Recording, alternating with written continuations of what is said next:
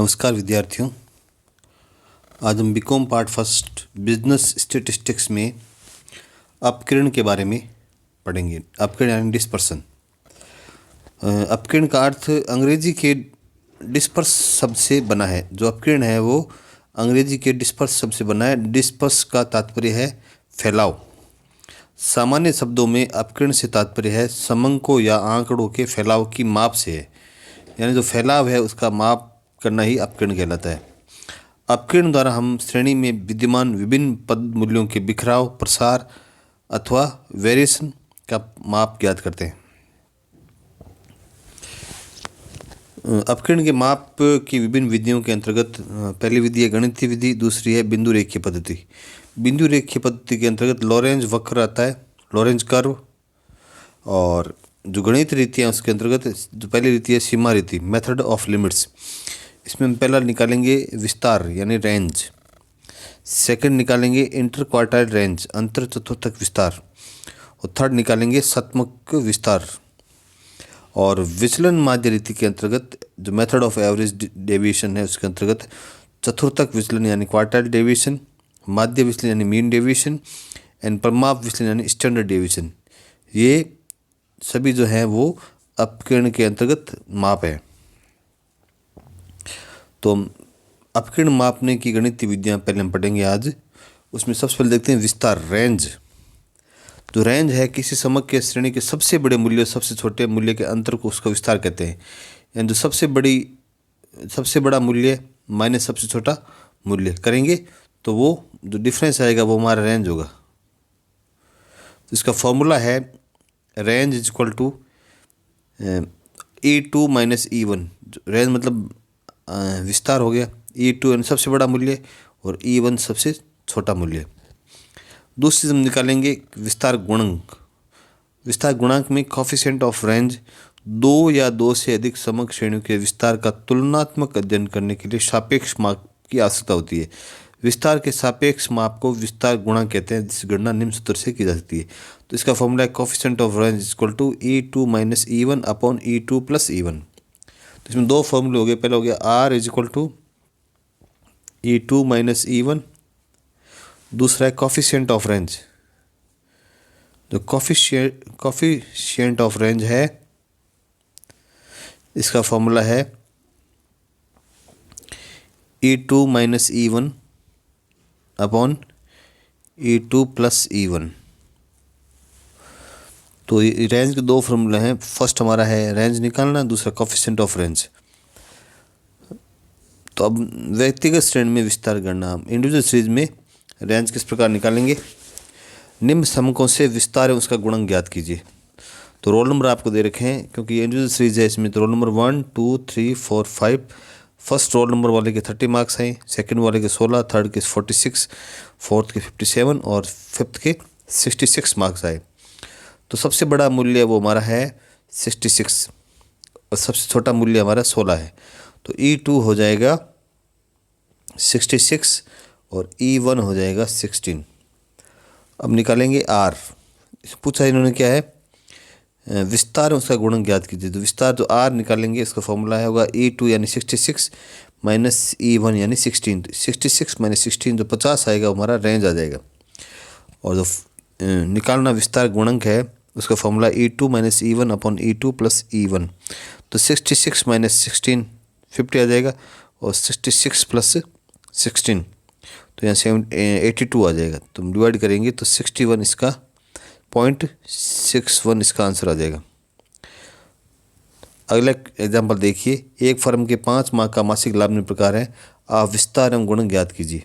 तो 5 माह का लाभ दे रखा है 500, 450, 0, 100, माइनस के 100, माइनस के 200, माइनस प्लस के 5000। तो सबसे जो बड़ा है वो है वैल्यू है 5000 रुपये। सबसे छोटी वैल्यू क्योंकि माइनस में होगा तो माइनस के 200 रुपये, जो माइनस के 200 सबसे छोटे हैं। तो यहाँ पे E2 माइनस E1 करेंगे तो 500 माइनस 200 करेंगे तो प्लस हो जाएंगे, माइनस माइनस प्लस हो जाएंगे तो इसमें ऐड हो जाएंगे 5000 प्लस 200 हो जाएंगे तो 5200 रुपये हमारा 5200 रुपये हमारा रेंज आ जाएगी। अब हम इसको करते हैं कोफिशिएंट ऑफ रेंज निकालते हैं। E2 माइनस E1 तो ये जुड़ जाएगा 5200, 5000 प्लस माइनस करेंगे तो माइनस हो जाएगा 48 रुपये। तो यहाँ पर 1.08 इसकी कॉफिशिएंट ऑफ रेंज आ गया। नेक्स्ट है खंडित श्रेणी में विस्तार गणना। डिस्क्रीट स्टेज में हम रेंज किस प्रकार निकालेंगे, तो उसके लिए मार्क्स दे रखा 10, 12, 15, 18 और 20, और नंबर ऑफ स्टूडेंट यानी फ्रीक्वेंसी दे रखी है 4, 9, 3, 11 और 6। तो इसमें हम क्या करेंगे, हम मार्क्स देखेंगे, जो हमारा एक्स है उसमें देखेंगे सबसे बड़ी वैल्यू है E2 है वो है 20, और सबसे छोटी वैल्यू यानी E1 है वो हमारी है 10। तो रेंज E2 माइनस E1 करेंगे तो हमारा आंसर आ जाएगा 10। फिर है 10 मार्क्स आ गए। फिर हम कॉफिशिएंट रेंज निकालेंगे, तो E2 minus E1 upon E2 plus E1। तो E2 यानी 20 माइनस 10 और 20 प्लस 10, 10 अपॉन 30, तो 0.33 हमारा आंसर आ जाएगा कॉफिशिएंट ऑफ रेंज का। नेक्स्ट है सतत या अखंडित श्रेणी में, जो कंटिन्यूस सीरीज के अंतर्गत हमें निकालना है। तो सबसे बड़ी समूह L2 आ जाएगी, और सबसे जो छोटे समूह है उसी L2, L1 ले लेंगे। वर्ग समूह की आवर्तियों पर कोई ध्यान नहीं, जैसे हमने अभी इसमें किया था, तो हमने फ्रीक्वेंसी वाले कॉलम पर कोई ध्यान नहीं दिया, फ्रीक्वेंसी वाली जो लाइन थी इस पर कोई ध्यान नहीं दिया। और इसी प्रकार हम जो डिस्क्रीट जो कंटिन्यूस सीरीज है उसमें भी हम फ्रीक्वेंसी पर कोई ध्यान नहीं देंगे। समावेशी श्रेणी को अपवर्ती श्रेणी में परिवर्तित करना चाहिए। फिर यदि प्रश्न में मध्य बिंदु दे रखा है, मिड वैल्यू दे रखी है, तो उससे हम वर्ग बना लेंगे। यदि प्रश्न में वर्ग विस्तार समान है, जो डिफरेंस है, जो वर्ग हमारा जो ग्रुप है वो उसमें अगर डिफरेंस इक्वल नहीं है तो उसको हम विस्तार समान करना आवश्यक नहीं है। एक सतत श्रेणी में विस्तार गणना करने की दो रीतियाँ हैं। पहला, सबसे बड़े वर्ग समूह की उच्चतम सीमा और सबसे छोटे वर्ग की न्यूनतम सीमा। सबसे जो बड़ा ग्रुप है उसकी L2 और सबसे छोटे ग्रुप की L1 ले लेंगे। फिर है सेकंड पॉइंट है सबसे बड़े वर्ग समूह के मध्य बिंदु और सबसे बड़े छोटे वर्ग समूह के मध्य बिंदु का अंतर मिड वैल्यू लेकर के भी निकाल सकते हैं। सबसे बड़े समूह का मिड वैल्यू और सबसे छोटे समूह का मिड वैल्यू निकालेंगे तो भी आंसर सेम ही आएगा। तो फोर्थ एग्जांपल देखिए, निम्न श्रेणी से विस्तार और उसका गुणक ज्ञात कीजिए। तो 0 से 20, 20 to 40, 40 to 60, 60 to 80, 80 to 100 ये दे रखा है। तो इसका फ्रीक्वेंसी 10, 5, 15, 12, 20 और 30। फ्रीक्वेंसी हमसे कोई मतलब नहीं है, हम सीधा सबसे बड़ी वैल्यू है वो 80 to 100 है, तो इसकी L2 100 आ जाएगी, ये हमारी E2 आ जाएगी। और सबसे छोटा समूह हमारा 0 से 20 है, तो हमारा 0 है वो E1 होगा। तो 100 माइनस 0 यानी 100 हमारा रेंज आ जाएगा।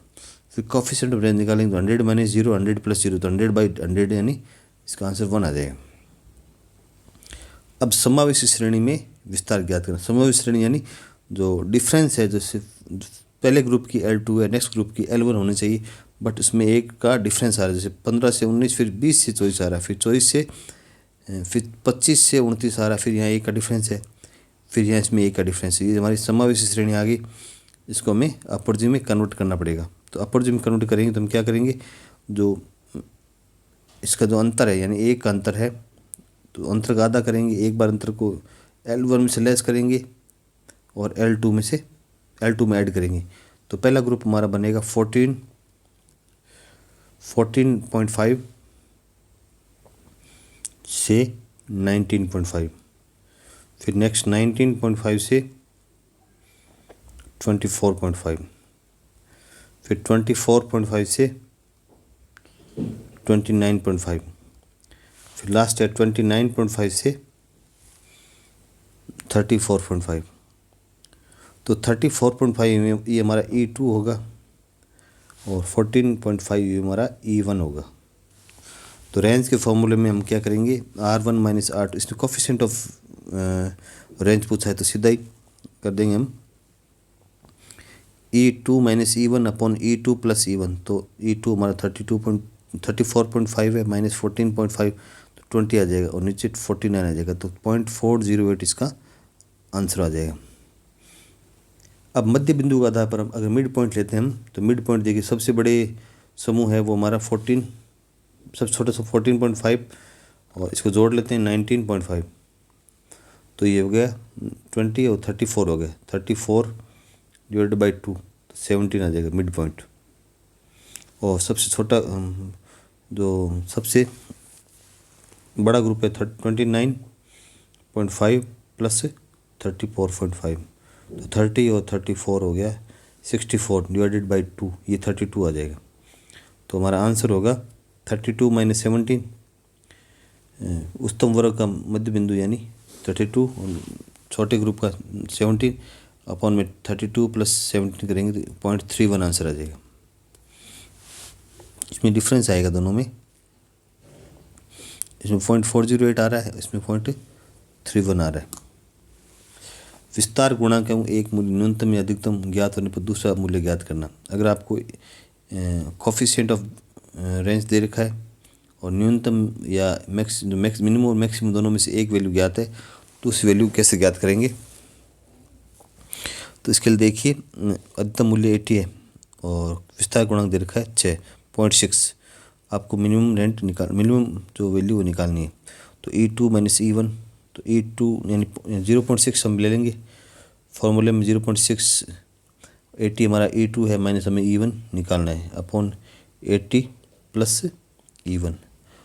तो अब हम इसको क्रॉस मल्टीप्लिकेशन करेंगे, तो एक बार इससे मल्टीप्लाई करेंगे तो 0.6 इंटू 80 तो 0.48 प्लस फिर 0.6 को E1 से तो 0.6 E1 इज इक्वल टू, और इसको हम इस एक से मल्टीप्लाई करेंगे वापस सेम आ जाएगा 80 माइनस E1, तो E1 प्लस 0.6 E1 यानी ये E1 ऐड हो जाएंगे और 80 माइनस 48 लेस हो जाएगा तो यहाँ 32, तो 1.6 E1 इज इक्वल टू 32, तो E1 is equal to 32 upon 1.6, तो इसका आंसर 20 आ जाएगा। नेक्स्ट है अंतर चतुर्थक विस्तार, इंटर क्वार्टाइल रेंज। तो इंटर क्वार्टाइल रेंज के लिए हम क्या करेंगे, फॉर्मूला इसका है Q3 माइनस Q1। Q3 मैं पिछले चैप्टर में निकालना सीखा था, Q1 निकालना सीखा था। और एक हमारा शतमुख विस्तार, इसका फॉर्मूला P90 माइनस P10। और अगर दशमुख विस्तार करते हैं तो दशमुख की सहायता निकालते हैं तो D9 माइनस D1। तो परसेंटाइल रेंज निकालने दो फॉर्मूले हैं, P90 माइनस P10 कर दो या फिर D90 माइनस D। इसको हम शतमुख विस्तार कहेंगे, इसको दशमुख विस्तार कहेंगे। एक एग्जाम्पल देखिए 8 नंबर, अंतर चतुर्थ विस्तार तथा 80% मजदूरों का आय विस्तार, प्रथम व अंतिम चतुर्थ का विस्तार भी ज्ञात किया। 80% जब आपको दे रखा हो तो हमें यानी P90 माइनस P10 करेंगे तो 80 आएगा, तो हमें परसेंटाइल रेंज निकालनी है और प्रथम व अंतिम चतुर्थ का विस्तार भी ज्ञात, तो Q3 हमें इंटर क्वार्टर रेंज भी निकालनी है। तो हमें Q3 और Q1 निकालना है और P90 और P10 निकालना है। तो रेंज दे रखी है, वेजेस दे रखा है 0, 10, 10, 20, 20, 30, 30, 40, 40, 50, 52, 60 एंड 62, 70। और नंबर ऑफ वर्कर 5, 3, 7, 20, 30, 33 एंड 35 दे रखा है।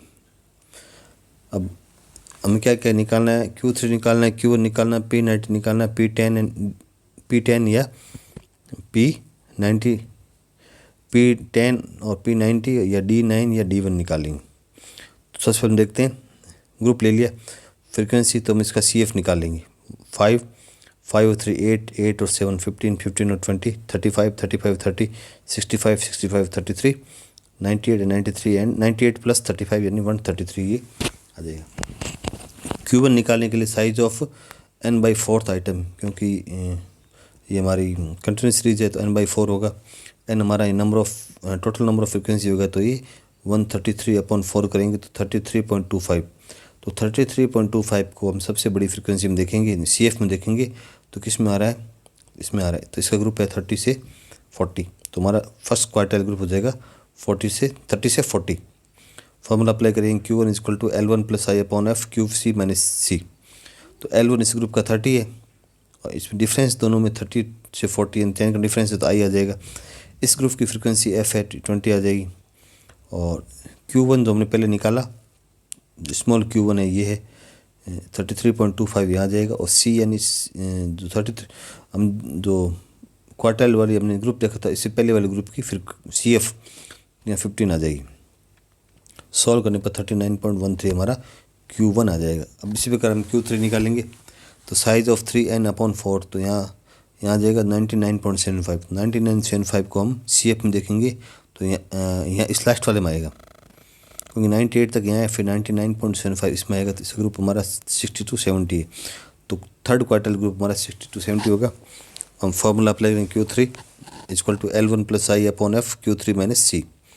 तो L1 हमारा इस ग्रुप का 60 है, प्लस डिफरेंस दोनों में 10 का है, और इस ग्रुप की फ्रिक्वेंसी 35 है, तो F आ जाएगा। और Q3 हमने पहले जो निकाला 99.75, और इससे पहले वाले ग्रुप की CF 98 है, 98 आ जाएगा। तो 60 10 इंटू 7.75 अपॉन 35 होगा, तो इसका आंसर 60.5 आ जाएगा। तो इंटर क्वार्टाइल रेंज निकालेंगे तो Q3 माइनस Q1 होगा, तो Q3 माइनस 60.50 माइनस 39.13, तो हमारा 21.37 हमारा इंटर क्वार्टाइल रेंज आ जाएगा। अब कैलकुलेशन ऑफ परसेंटाइल रेंज निकालनी है, तो P90 निकालेंगे 90 अपॉन 90 n अपॉन 100, तो 119.7 आइटम है, तो 119 तो ये इसी में आएगा। इसको भी हम CF में देखेंगे 60-70 वाले ग्रुप में आएगा, तो इसका फॉर्मूला हम अप्लाई करेंगे।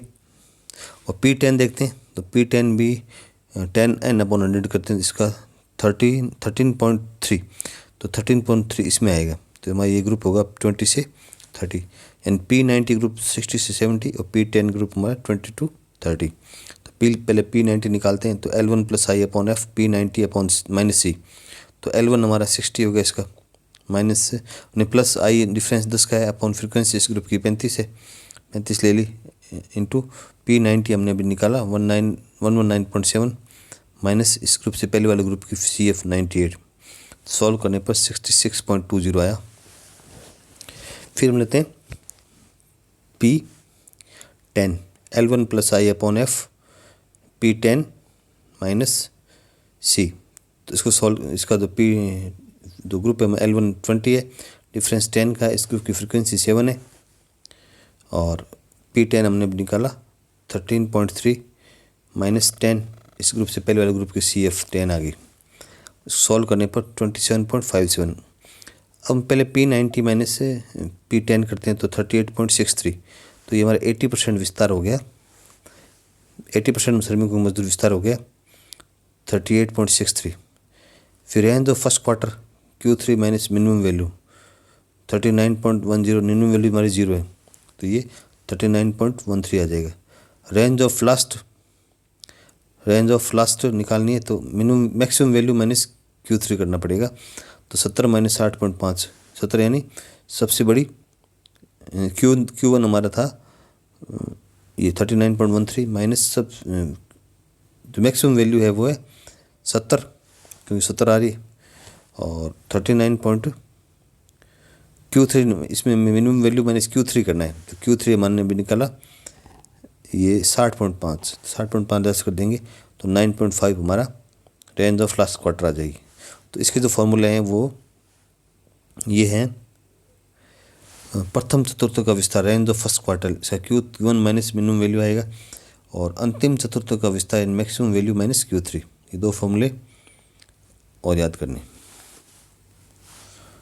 धन्यवाद। अगली क्लास में हम नेक्स्ट फॉर्मूले के बारे में पढ़ेंगे। धन्यवाद।